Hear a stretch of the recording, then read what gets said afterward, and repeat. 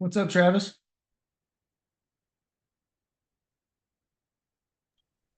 Can you hear me? Yep, I got you loud and clear. What's up, Michael? How's it going, man? Good, buddy. How are you? I'm pretty good. We spoke the other day with Travis on the phone. Yep. I'd say right now it's just you guys. Cool. Travis should be in any time now, unless he already is. Yeah, he's in here. So what have you guys been up to? All exterior projects right now, unfortunately, in the cold. Uh, that's the I got I got a bunch of paint, and some old windows to do, and I need to put filler in them. It's been so cold up. I had to push I say everything a it's not week. the it's not the right time of year to be doing that stuff, is it? No, I got a realtor who, with the business we run, we do everything, and she reached out, was like, pretty much, I don't want to do the exterior work, and I'm like, all right, fine. I go take a look, and it's all painting. I'm like, hey, we want to sell by March. Yeah, that's wonderful. That Ugh. works. But next week, if I get a whole weekend, I'm good. So hopefully. Right on. That's cool. So you're in Mount Airy, you were saying? Correct. Yeah, I want to move back to Maryland, originally from Maryland, and but right now there's a good bit of cheaper homes up this way, which is something that I'm looking into to invest in. Not as much. I'm not going to move to live up here unless I Right. find 10 plus acres that I can reno myself for pretty cheap. But Makes sense. And you're correct me if I'm wrong, but around the York area? no, I'm in Gettysburg. I'm directly above the Maryland line. Okay. Uh, so I spent 10 years in Baltimore and DC working construction, and last 2.5 years I've worked for myself. Okay. So It looks like she's joining us. Really, I should have my headphones. Bear with me just a second, Chris. You're all muffled. I can't hear you. Can you hear me now? Yep, much better. Okay, awesome. Yep. Sorry, let me come on the video here. It's always a treat to know whether I'm on my what headphones I'm on. Right? I get that one. I get that one. Oh, Mr. Good Morris to see joined us. you. You too. Did you make it out on Saturday? And Yes, sir, I did. Yeah, it was great. Sorry that you didn't make it. I would have swung by and got you. I made it 6 miles from my house and turned around. It Whoa. was nothing but ice. And I was in my truck and I was like, no, I can make it. And I kept looking at the weather and was like, I'm not as much worried about the way there. It's more the way home that I was concerned about. Sure, sure, sure. Yeah. Boo-hoo. Mr. Mora, what's up, buddy? What's up, brother? How you doing? Hey, Jay. How's it going? Hey, how are you? It's you all like official in your studio, and I just got a barn. Hey, that looks cool too. Thank you. No, I just built this like 2 months ago. Yeah. Is that what we saw on Facebook? Where was you Yeah, the building build this the building studio? of it. Yeah, Yeah. I just finally Mhm. posted the making of. But yeah, Cool. no, this was old barn board from my last farmhouse. Yeah, gorgeous. Thank Yeah, you. we're gonna have to talk about how you get farms. That's definitely on my list of things to get. It's kind of a random niche that I guess I fell into. I'm currently on my third 50-acre farm. Oh, dude, we definitely need to talk. Yeah, definitely need to Yeah, talk. Chris has that trust fund niche. Yeah, Love right. it. It's a good Just niche. because I have a trust doesn't mean I have a fund yet. I'm still broke as shit. Yeah. My, Well, I my tell kids should you, be nice and set up. At least that's my plan. yeah, I think it's definitely going to be coming. We had a hobby farm in Colorado, and it's something that we're now in, rural West Virginia. I think there's definitely a market, especially for those individuals trying to get out of the farming Mhm. business. And I'm going to be on Cody Sanchez's little 3-day how Oh, to. that's awesome. Yeah, so I'm looking forward to that. But I think especially with the new appointment of RFK Jr., right, and regenerative farming and what's happening with Rollins and all that. So yeah, it's in my everything's I like it. swirling I up said here. I can see the Swirling. wheels spinning already. That's awesome. Yeah, yeah, got it But yeah, lined I mean up. the small little homesteads. I mean, Mike, before you jumped on, Michael and I were talking about he's looking for roughly like a tank or something that he could revamp, more than likely here in Maryland or PA, right on the line. So you're Michael, you're in Gettysburg, is that right? Yeah, I love just to getting. introduce myself, Mike. Travis and I, Travis is in the Woodsboro area and I'm in Gettysburg. Um, and I'm not really particular where. The issue is, like, I would invest anywhere in this area, but I have a real I love Western Carroll County, Frederick County North, Rocky Ridge, Thurmont, Emmitsburg, and then Gettysburg area. But I'm not, like, if I was gonna live somewhere, that would be where it is. It's not I'm probably not gonna move myself outside of that range. I just like the mountain. I spent a lot of time up there, so Can't argue with that. No, those are all beautiful areas. And what are you looking for, Mike? I'm sorry. Did you say a tank, Chris? No, sorry, 10 acre. Oh, 10 acre. yeah, no, I would love to buy a 200 acre, but um the Rocky Ridge area is they're 1.5 to $2 million easy for a Mm, 150 plus acre active farm. My wife's family's from the area. I'm from Carroll County, Westminster. My family owned dairy farm that down there for a long time, and I would like to have a farm, but that's the future goal. That's why I get into real estate now, is trying to pave a way that by the age of 60, my kids get a farm to have, you know what I mean? mhm. That's the idea. My family had wealth, gave it away for development and spent it on whoever the hell knows, and now I'm trying to get some of that back. So Beautiful. Yeah. Right on. Guess I'll jump in and introduce myself. Absolutely. Get on video. There he is. How you doing? What's up, Travis? I'm Travis. I am, like Mike said, from Woodsboro.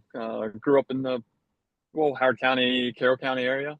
I did move to Pennsylvania for 5 years, and then COVID happened, and we all know what that did. So I doubled the money on the house and moved back down to Maryland and built a house. Currently living there. Right Yeah. on. Good deal. So yeah, Mike and I are looking forward, kind of learning ground up with real estate investing and maybe small commercial, and kind of learn the who's, what, when, where, how, different methods, different strategies, kind of everything. So we'll have a lot of Cool. questions moving forward. Right on. yeah, we're getting the gist of it. It's taken a lot of reading up, video watching, talking to folks like yourself. I think we're in a position we're very close to making a move. It's hard to understand, like, private money lending and who you're reaching out to. Um, you guys know how it is. It can be, if you don't know, it can feel a little overwhelming because it feels like there's a million people who are like poking you, like, hey, I have, no, my percentages are better. No, and we don't know where to go really. It's hard. I have properties in mind, and Travis and I both can do all the work necessary. I'm already a GC in sorts, but I do most of the work in house myself anyway on projects like these. We're ready to go. We can do everything in house. It's just that we don't know where to get the money from, really. Right. That's one of the big hoops, you know. Now, are you And licensed? using, Yeah, so are you asking if I'm licensed, like, as a Licensed contractor GC? Yeah.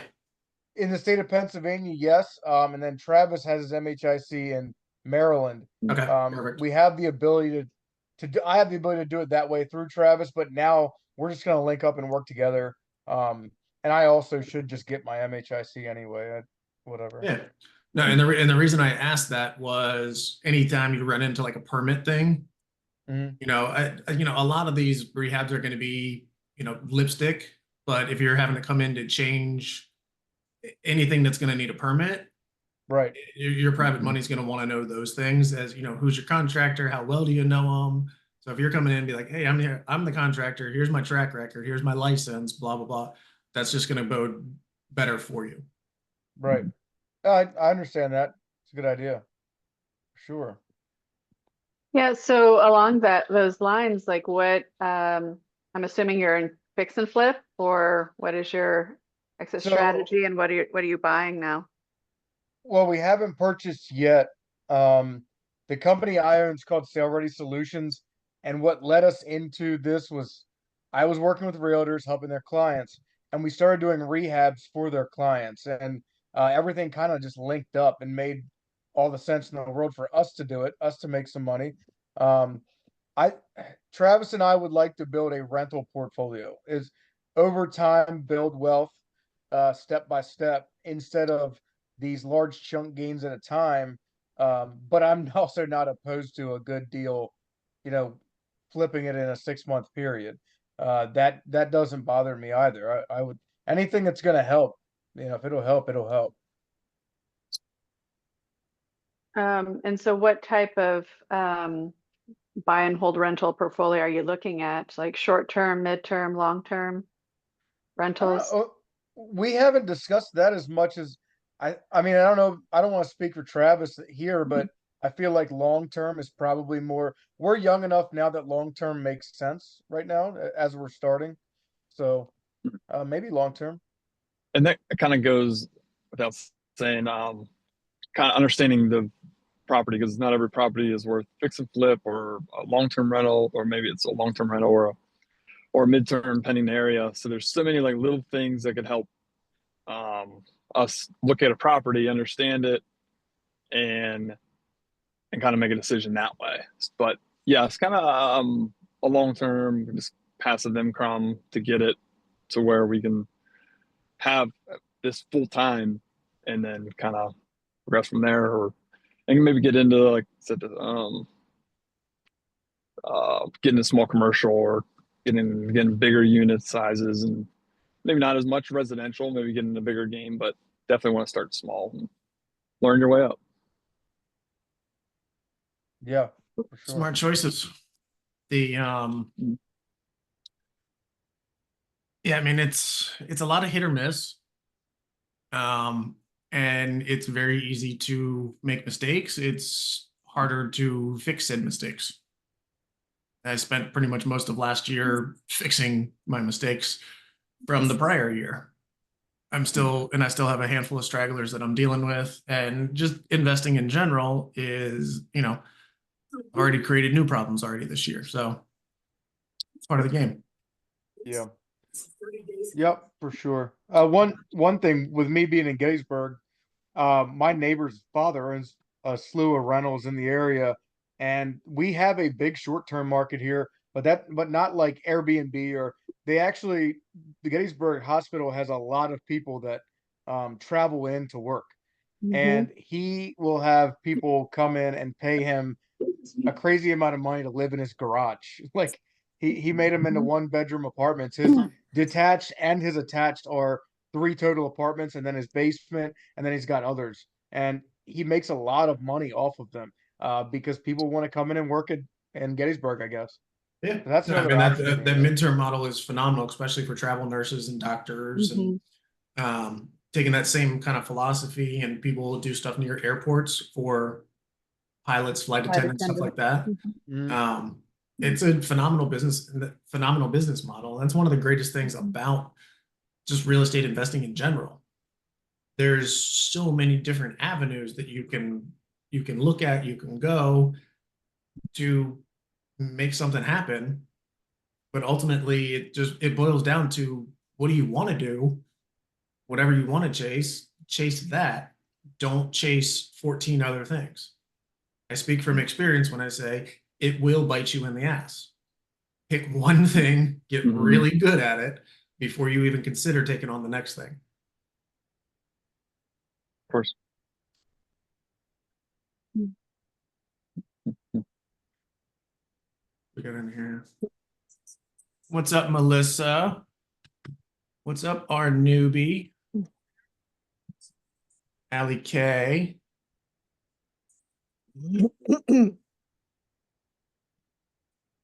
Say hello, Melissa.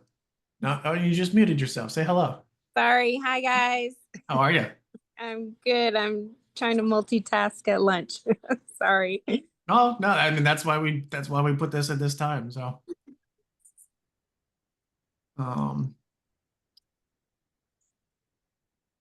our newbie. Who is our newbie? I haven't seen that name before.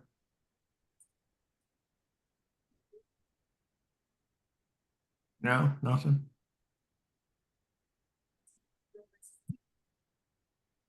Everybody's quiet. I got a question. Yeah. When it comes to, I'd say when it comes to expired listings, is this something, because Travis's wife is a real estate agent.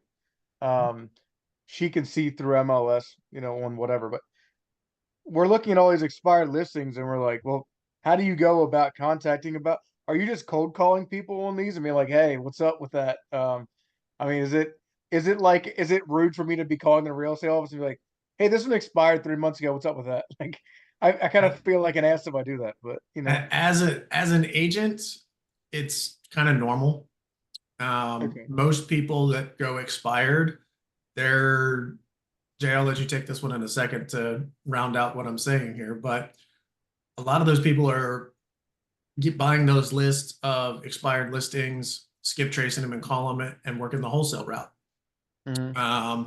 I've seen something even as recent as like 2 weeks ago that an agent put some email together to reach out to other agents to be like, hey, I saw you don't have this listing anymore. If you want to give me their contact information, I'll give you a referral fee. Some people just take those lists and go and door knock with it. Jay, can you take the wholesale side of this? As far as the wholesale aspect, I never even bring up that it expired. If it's directly to the seller, I just call them as if I Go more incorporate entry. familiarity. How are you go more beginner level? Like where are you getting the list? Where are you getting the numbers? How that process works? So there's different places you can get the list from. I typically get it from a local real estate agent. I partner up with an agent. They supply, that's the purest list, I believe. There's other places like RedX that also does the same thing. I think it's RedX. Yeah, I believe so. Yeah, but it's mainly agents, right? I used to be an agent for 9 years. So I would pull a list, or I have one of my agents pull me a list of properties that expired after whatever amount of time. I typically I like the older the expired list, the better. Sometimes if it's too fresh, there could be a lot of kind of they're getting hit with 10 or 15 different people. Yeah. I like the older expired list, and then I'll sift through it that way. And I'm cold calling as if I'm just calling to see if they're interested in an offer on their property. And of course, their first thing, they're gonna say something like, "Oh, well, no, I'm not interested." And you just tell them, "Hey, I just pulled up your property here on the market on the MLS or on Zillow. Seems like a really nice property. Is this correct or is this wrong? Did someone list your property?" And they're gonna be like, "Yeah, we had it listed." "Oh, okay, so you've already sold it." No, we haven't sold it. "Well, you mind if I make you an offer on it? Can I ask you a couple questions? You ask me a couple questions, and hey, it's okay for you to say no to me, right? Just want to see if we can have a conversation." And then I bring my way into the conversation. I'm easing my way. I don't want to bring up the pain point up front that, oh, it expired on the MLS. I like to act confused. Did someone list this property on the MLS? Do you know about this? And that's the way I bring it in. Versus the flip side of that, what he's saying he avoids is probably what 90+% of people do is, hey, John and Mary Smith, I see your house at 123 Main Street just came off the MLS. Your agent fucking sucks, and I want to buy your house. Mm-hmm. They don't want to hear that because it's, as Jay just said, it's still fresh that whatever plan they had previously didn't work. Yeah. So if you come in if you come in on Jay's approach, it works. I promise. I've literally watched Jay do this. If you come in more kind of concerned and confused, you're non-threatening. Versus if you come in, true red personality, hey, I'm going to buy your house because nobody else could do it. It's a whole much softer approach, and it works. It's not, you're not going to buy every house. You're not going to be able to get every seller to say yes, but you're going to get a lot. The goal here is to get the seller to be the salesman, and you avoid being the salesperson at all costs. That's really it. Because if you come in with commission breath, what are they going to do? Start putting up those walls. If you come in confused, like, did you know that somebody listed this on the MLS? Did you want me to report that agent? Like, just throw them sideways, like completely lure away the interest and kind of just be more concerned about, hey, what's going on? Somebody has this listed on. Did you know about this? You know, we can report them, right? Oh, no, we had it listed. Oh, and you've resold it. Congratulations. Oh, no, it hasn't. Oh, so what's the plan? You mind if I make you an offer on it? You mind if we talk about it? You know, ease into it, right? Act not interested. Allow them to start bringing up the topic. You know, it didn't sell for this reason. It didn't sell. Like, let them tell you why it didn't sell. Oh, my agent is, you know, a jerk. My agent didn't call me back. So let them. Oh, so this property is not keeping you up at night, right? You're not paying another mortgage on this thing, are you? You got it fully rented out. You're making money on it, correct? Well, no, we've been paying a double mortgage because we thought we were going to sell. We're in Sacramento. The property's in Hagerstown, Maryland, and we're paying these double fees. Oh, that's not keeping you up at night, is it? What the hell do you mean? Yes, it's keep. Oh, you mind if I talk about it? You mind if I make you an offer on it? Yeah. You ask me a couple questions. I ask you a couple questions, and let's just see if we can do business. That's the way I intro it. And then I question their ego and I tell them, you can say no to me, right? We're two adults here. Are you comfortable saying no to me? Oh, great. I'd love working with a sharpshooter like you. Tell me a little bit about why it hasn't sold. Talk to me. I want to see if maybe I can make you an offer here and avoid those double fees that you've been paying. And then you could throw it at different, you know, based on the conversation. Is there need a low cash offer, or are they comfortable with being upgraded from, you know, a landlord that's not getting paid rent right now to the lien holder, to the mortgage? Yeah. Landlord to the bank. And that's Yep. the creative part. Mhm. Like if they just bought it if they did a FHA loan in 2021, they don't have a lot of equity. They may barely have enough just to get out. So just say use their value at 300,000 and they owe 290. Just making numbers up. They can't afford to sell because that cost to sell is going to be probably closer to like 20 grand. Just use 10%. Cost for them to sell is going to be 300 grand. Right. Or $30,000. Sorry. So they can't stroke a check for that. So that's where I come in on the creative side and be like, well, you can't afford to sell. Your renters suck or they're not there or blah, blah, blah, blah, blah, whatever. You know, hey, can I upgrade you from, you know, the landlord just to the bank and I'll give you your 300 that you paid for it? No, I'll pay all the closing. If you have an agent, I'll make sure I pay them as well. I'll take care of all of the fees. So you're free and clear, but you're going to get your money. You're going to get every penny out of this. And I'm going to take over the responsibility of it. You can do that? Absolutely, I can do that. You would do that? Yeah. This is my normal business model. This is how I do things every single day. This is how I buy my rental properties. I look for people that need help and I come in with a solution that most other people can't offer. I'm here to solve your problem, Mr. and Mrs. Seller. Is this something that we can work out? And then I pull Jay's line in.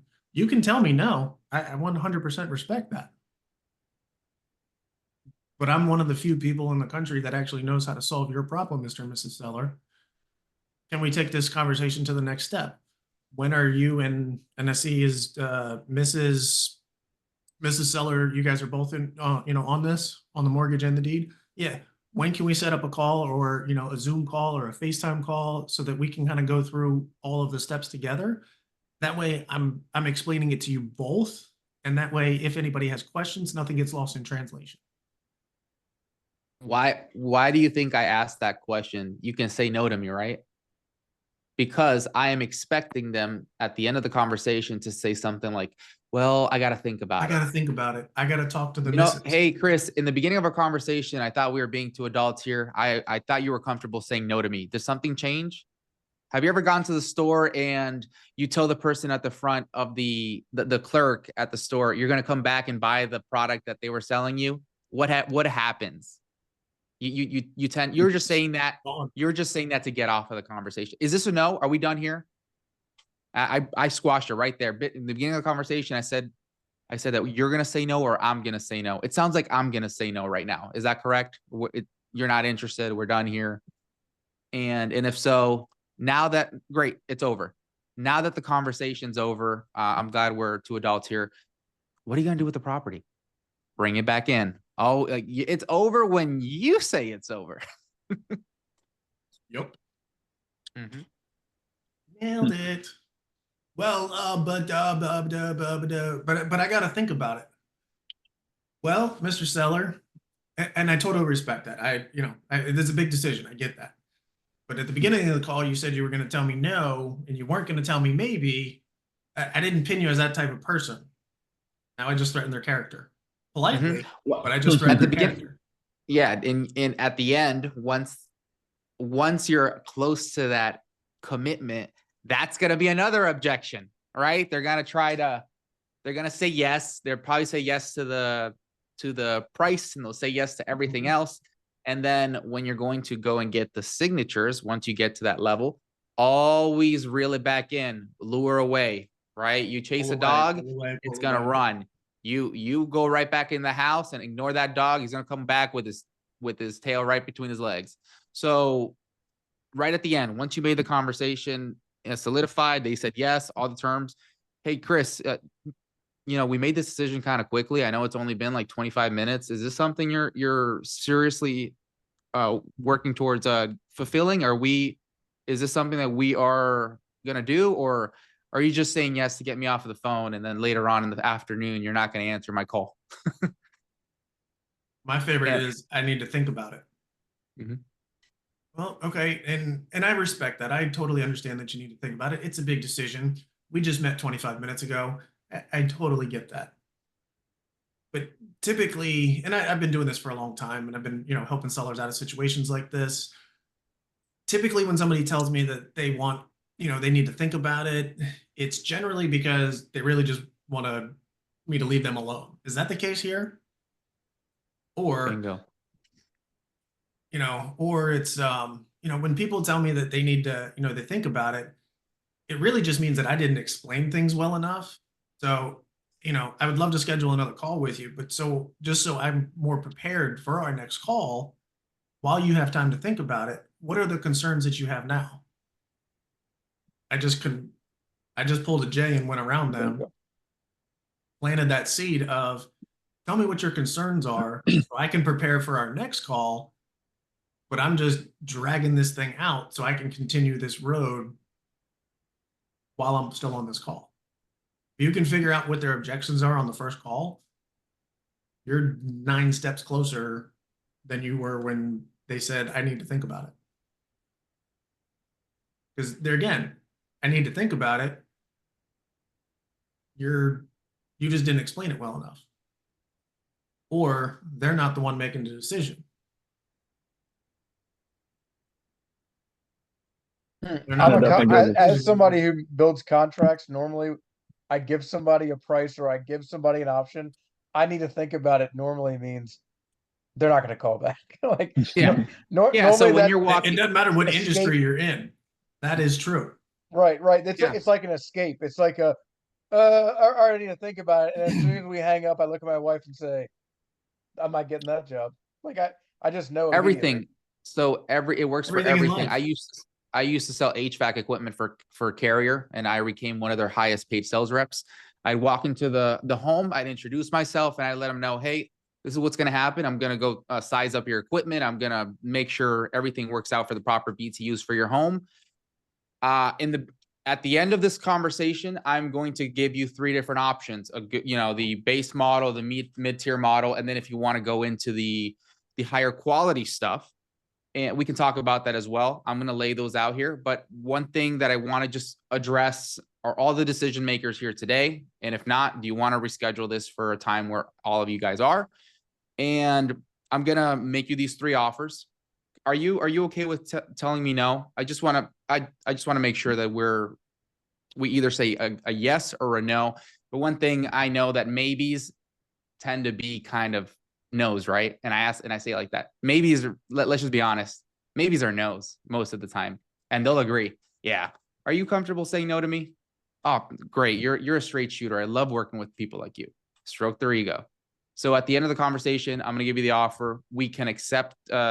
We can either accept the agreement or kindly just say no, and you're comfortable with that, right?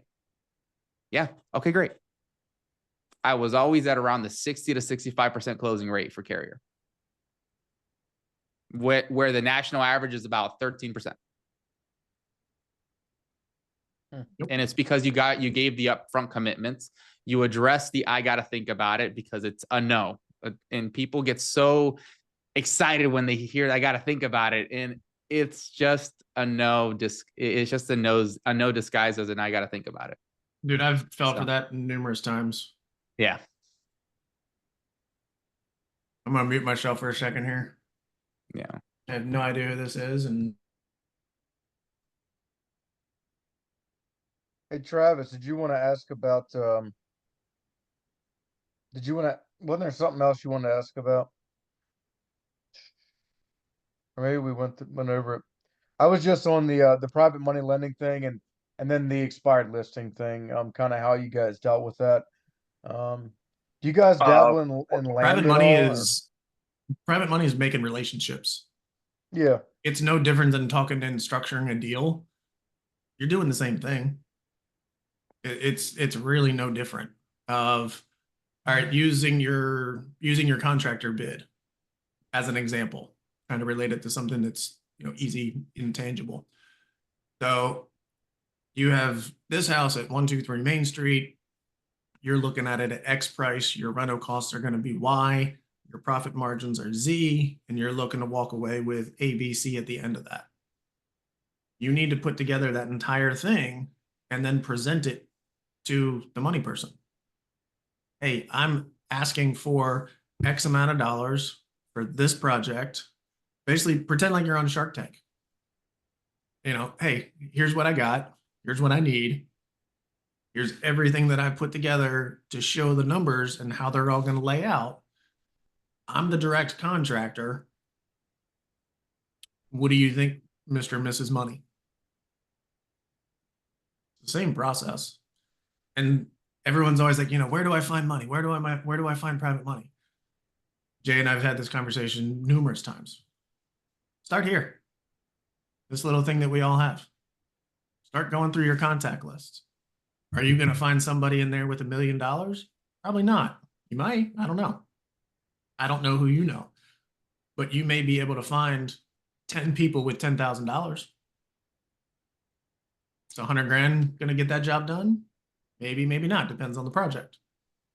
But I guarantee 10 people with $10,000 that know you do what you do and you're good at it, and they would be willing to invest with you. That's how I started. Money is the easiest thing to find. It truly is. Oh my goodness. Here's the thing. Go ahead. Well, the majority of people in this business, they're W-2 part-time. And most of the time their W-2s are full of money in their IRAs that they can't touch until they're older. So you can self-direct it. And I'm not a professional at self-directed IRAs, but there's different ways of being able to extract money. And think about it like a checkbook. Yeah, exactly. The SDIRA is just a checkbook, except the cash flow goes back into your IRA. You don't physically take the cash. So lending is the most passive real estate investing that there is. I've obviously been working at this for quite a while. Now I have money people reaching out to me. I just had a money person reach out to me 3 weeks ago and say, hey, I got 40 grand that I need to place for 2 years. Do you want it? Here's the terms. Yeah, no, I can figure that out. Now I just got to go find a property. I found a property 3 days later. Locked up. I'm $0 out of pocket. I'm going to pay for the renos. But I've already proven myself to this lender. So now I'm not having to go out and be like, hey, I got this deal locked up and I got 3 days to go find money so I can fund this thing so I can buy it. I got the money reaching out to me and be like, hey, I need to put this somewhere, and it's an SDIRA. I got 40 grand. I got a place for 2 years. Otherwise, you know, it has to be for 2 years because otherwise the fees are just going to eat everything up and blah, blah, blah. Okay. I was like, I'm probably going to refi this one once it's renovated, but can I just move it to a different property? Yeah, no worries. But that's the relationship that I've built with this money partner. They know the struggles I've been through. They know thoroughly all of the things that I haven't done correctly, but have learned from. And they're willing to over leverage themselves by, I think, 5 grand, 6 grand. They're over, it's, not a tremendous amount, but they're over leveraging themselves because they believe in me because I have that track record. So most of us, and I'm guilty of this more often than not still, but we go out and we find the deal and we're like, oh crap, now I got to find somebody to fund this thing. Go find your money first. So like I said at the beginning of this, go through your phone. Hey, Uncle Bob, Aunt Mary, Sister Susie. Literally, I'm making these names up. Hey, here's what I'm looking to do. I don't have anything right now. I just want to know if I can get a soft commitment out of you. Can I get 5 grand? Can I get 10 grand? You have an IRA? You have access to it? Can you take loans off of it? I'm just trying to gather some information right now. I'm not looking for a yes. I'm not looking for a no. I'm looking for a, if I find the right thing, are you interested in learning more? Yes or no? It's literally that simple.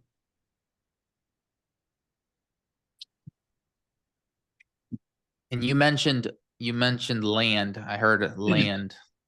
What concerns did you have about land? What questions?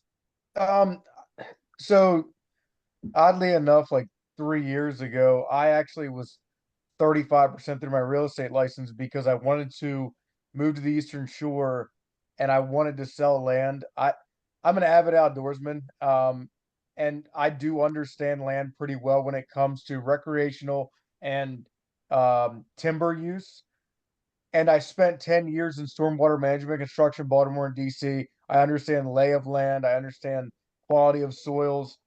I'm not some scientist, but I really wanted to do that. That was like this calling to me was like, hey, this is what you should use it. And then I ended up doing what I'm doing now and it just clicked and I left it. Plus every realtor I know was like, oh, you and a million others. And I was like, okay, whatever. But land it was always intriguing to me, and right now I'm not on that path. I was just kind of wondering if any of you guys dabble in it or if it's something that is interesting in this area or whatever. Jay is the My entire business runs on land. I buy land creatively. I sell it to builders on terms. I focus on land with the intention of partnering up with builders and or reselling it to a builder. Now, rec land is a different type of way that you're thinking about it, because now you're focusing on permits and stuff with new construction. Rec land, there's more motivating factors such as people want land that they can go and hunt for the weekend and they'll keep it. People want land that they go take out their ATVs. It's very subjective. As long as they can put like a little septic tank out there and hook up their RV once or twice a year, that it's very different versus a builder has to understand, okay, what can I do with this land? Where are the hookups? How much are these taps in this certain neighborhood or area? Are there any HOAs attached to this land? Any covenants? There's a lot more, what's the word? Connection to the county. So a lot more, what's the bureaucracy? Bureaucracy. Sorry, I'm Hispanic. I got an accent. Currently going through that fun myself. I don't know what's going on with my phone. What's up? Yes. Bandwidth is really low. I'm having a hard time hearing you.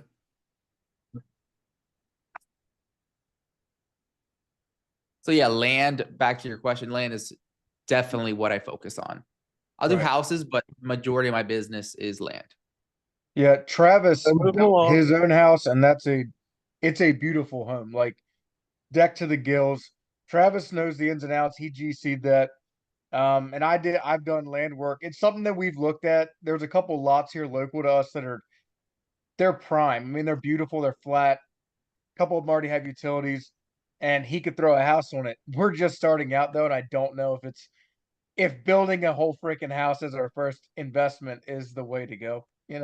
That's a heck of an endeavor as your first investment. And with saying that, with doing my house, I did a lot of. So I'm in the HVAC field as well, or I'm currently. I'm more on the commercial side, government buildings. But I also have done electric. So with doing my house, I did a lot of all of it myself, from tile to all electric to all HVAC to cabinets. Skipped over flooring because that hurts on knees. Got a trim, just the odd stuff, save a little bit.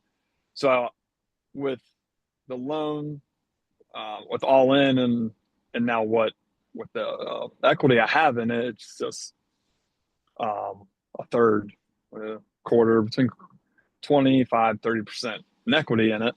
So I kind of look at that, and that's obviously it's all subjective with area, land, and just the area and the comps in there. So it was something we entertained. If we could save money and have equity where we either pull that out and rent it or sell it or whatever the case may be.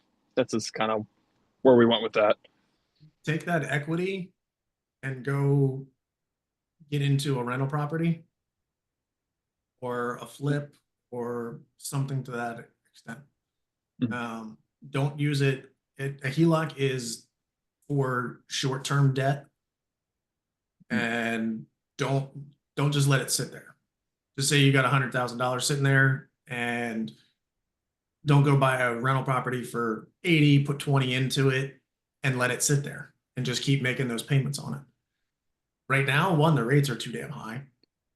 But two, if you buy on it low and then the rates tick up, a HELOC's an adjustable rate. So that thing's changing daily. I found that out the hard way. I got busy dealing with one thing and forgot to take a property off of a HELOC. And now I'm locked into almost an 8% interest on that thing. It ate up. That thing was a cash cow at $1,000 a month.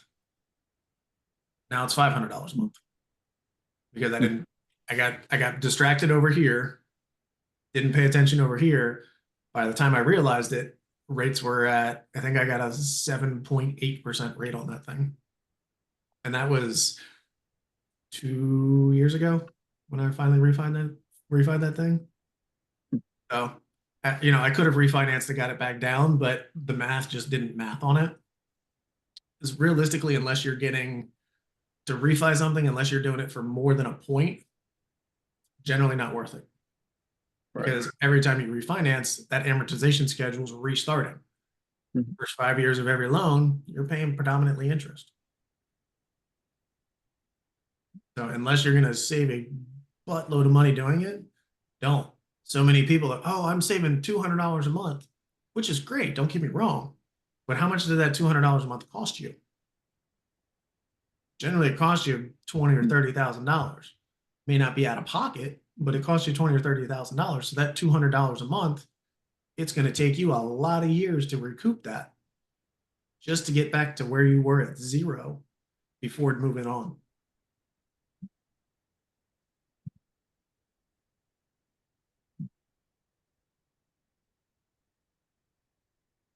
The hardest part about a build is your source of money up front, because I got a ton of rehabs under my belt. I can personally, once the framing is up, I can build that thing all together, from the electrical, the plumbing, everything. I've done every single part of a rehab. The hardest part is the funding, because now you're trying to persuade a bank to fund your future vision, especially if you don't have a vision already fulfilled that you've done in the past. They want like 3, I believe. So that's why right now I'm partnering up with builders. I'll use personal funds, personal funds or private money to joint venture with a builder. My name gets on a HUD after the build is done.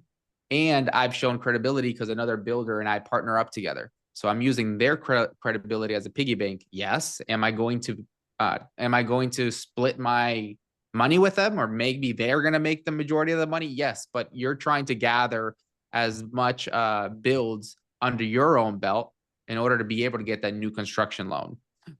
In the meantime, I've seen people get business funding and put it on credit cards. I've seen stuff like that, and it's worked for them, but really it's about building the relationship with people, letting people know what you do, and you will find the money. That's really the hardest part, is funding the initial project. And really what a build is a rehab after, before pouring down foundation and the plumbing underground and stuff. And then the permits, really, that's the hardest part of a build. The permits, getting the crew out to excavate, to level out everything, to, the problems now before you dig the foundations. You always have issues where people don't check the plumbing after it's been done, and then all of a sudden there's a pipe burst underground, stuff like that. Or the pesky conduit, which is code. People forget to put the conduit to the island in the kitchen, which is a code violation after they poured it. So then they got to do everything all once again. So if you know those things and have a good general contractor that could guide you through that as well. I know, because I'm a licensed contractor, and I still partner with builders that have more experience doing the builds in order for me to gather that, that history, that I know what I'm doing. So that's really the hardest part, is the initial upstart. Yeah, that's a good idea. It's a good idea to be. Travis knows all about Frederick County permitting, don't you, Travis? Gotta love them. Dealing with them myself right now at my Nice. house. We moved here in 20. We'll go with 20 to build. Still don't have a permit to build yet. Awesome. I sat dormant for almost, it was probably 11 months. We bought the property with a well and septic, or with a well, and this was in perked for 4 bedrooms. Well, once we bought the property, they sent us the formal information and crossed out with a pen 4 bedrooms to 3 bedrooms. When we questioned that, they now pulled the whole perk back from us. And we're like, hold on, no. You're not going to turn this property into a hunting property, because the soil description wasn't detailed enough for them. I said, well, this is your own doing. This is your own guys making your own the soil description paper that you can't read. So like, well, we might have to put a sand mound on your lot. Oh, and then undisturbed soil. I'm like, 2 on 9. The only area that's undisturbed. Well, at the time I didn't have any area that was undisturbed, because I did my clearing. I'm looking at them like, this is not right. So we got lawyers involved. We got the real estate lawyer involved, a congresswoman. So it got ugly for about 10 months. And out of nowhere, we showed up with, they sent us papers that we were good to go to start building. So that was ugly for a minute. The biggest issue that I found with Frederick County right now is that a lot of people from Montgomery County have moved up to Frederick County and brought their mindset with them. Oh yeah, I believe every People part of came it. to, majority of people came to Frederick County from Montgomery County to get away from Montgomery County. I am one of those people. I mean, I moved up to Mount Airy 12, 13, 14 years ago, from Damascus. So, okay. Yeah, I'm born and raised in Damascus. I moved up here to get away from that. Yeah, that's why farms in Rocky Ridge are now $2.3 million. Thanks, man. No, I'm messing with you. Yeah, no, I get it. I've sold a few of them because I'm an agent as well. So it's like, they're great on the back end, but not so great when it's trying to acquire something myself. Yeah, for sure. Yeah, we work with the states a lot, and I find that the the families are like they are one of the farms here in Gettysburg just sold for $1 million sight unseen. It was an 1860 build. Any of the houses up here of that era are already peak of interest. A guy from California bought it sight unseen, but he never even came out here and bought it for almost $1 million. And Yep. it was like 15 acres, and I'm like, how am I ever supposed to end up? Man, there's a guy in California never even saw this place, bought sight unseen $1 million. It's like, my goodness, but it is what it is, man. That's Yeah. real estate.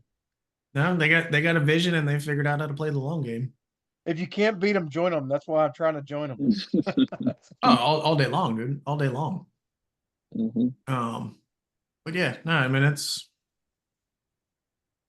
they're not making any more land.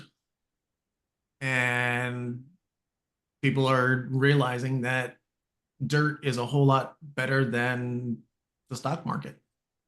Obviously, that's my opinion, but the way I look at it as I have insurance and I own the land. Even if that thing burns down, I'm gonna get 70, 80, 90% of that rebuild cost. Plus, I own the dirt. That stock goes to zero, it's gone. Right. Yep. I Sure. understand that, man. We just had some guys get caught up with an investor who just actually shot himself up here, close to us. He had invested a bunch of people's like family fortunes. And he was spending all the money, and looking at that now, it's like, man, now I really want to get into real estate. Like I do not want to invest in something that's I'm a material person. I don't want to invest in things that are fugazi. I don't. Yeah. Who knows? You know, the stock market to me is if I can't see it, it confuses me a little bit, honestly. Like, Mhm. but I can see a house that needs work, and I can see what work needs done, and the A to Z makes all the sense in the world to me. When somebody tells me that, Moderna's up $30, I'm like, I don't know what the hell that means. What do you mean? Like, I have no clue. But That's great. I'm good for that. I'm happy for whoever that benefits. Great. I ain't messing with it. I mean, that's one of the hardest things right now because is crypto. Everyone's like, oh, you got to get it here and there. And I'm like, I don't understand it. And if I can't touch it, I don't know that I want to deal with it. I right, do think eventually that's not going to be an option. And I do think that it's going to kind of take off. But I'm not going to be one of the first guinea pigs. And not that I would be. There's tons of people doing it right now, and there's tons of people killing it right now, but there's nothing tangible with it. yep, yeah. So, Mhm. but I think that's going to be a good stopping point for us today. Yep. I do want to thank everybody for jumping on. This was the first of hopefully many, kind of virtual lunchtime meetups, but we're going to plan for every third Wednesday of the month. We have our in-person meetups every second Saturday at Memories here in Mount Airy. We start at 11, we schedule until 1, and most of the time we're there till like 2 or 3. So final thoughts, final questions from anybody? Nope. Thank you guys so much. Jay and Chris, you guys made a big difference today for us. I know you answered some questions that we really had. Thank Cool. you. Glad we can help. Also Thank you. on my YouTube, I've done interviews with builders that are doing 100+ transactions a year. So they lay down like the A to Z. Just type up Jay Mora somewhere on YouTube. You'll find me. Okay. All right. Cool. Hopefully Thank that's you. helpful. Yeah. All right, guys. All right, everybody. All right, Appreciate y'all have a good it. one. See ya.